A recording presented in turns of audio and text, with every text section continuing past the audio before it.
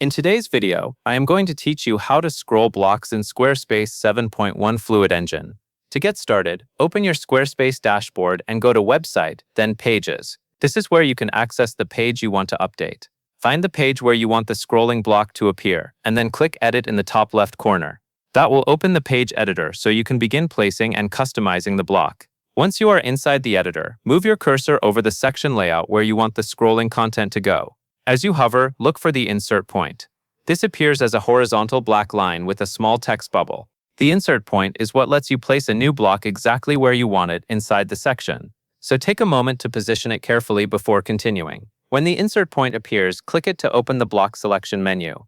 This menu shows the different types of content blocks available in Fluid Engine. From that list, select Scrolling. As soon as you choose it, Squarespace will place the scrolling block into your layout.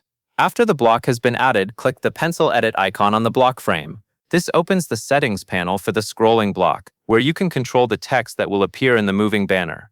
In the settings panel, stay under the Content tab. Here you can select an existing text row if you want to change the current wording. If you need more phrases in the rotation, click Add Item to create a new line of text. This part is useful if you want the scrolling block to highlight announcements, short messages, promotions, or other repeated text that needs to stand out visually. As you edit, keep your wording short and easy to read since scrolling text works best when the message is clear at a glance. Once you are happy with the content, go to the top left corner of the main dashboard header and click Save. This publishes the changes and pushes your scrolling text banner live on the page. That is the full process for adding and editing a scrolling block in Squarespace 7.1 Fluid Engine. If you follow these steps carefully, you can place the block, customize the text, and save it without any confusion. That covers everything you need to know.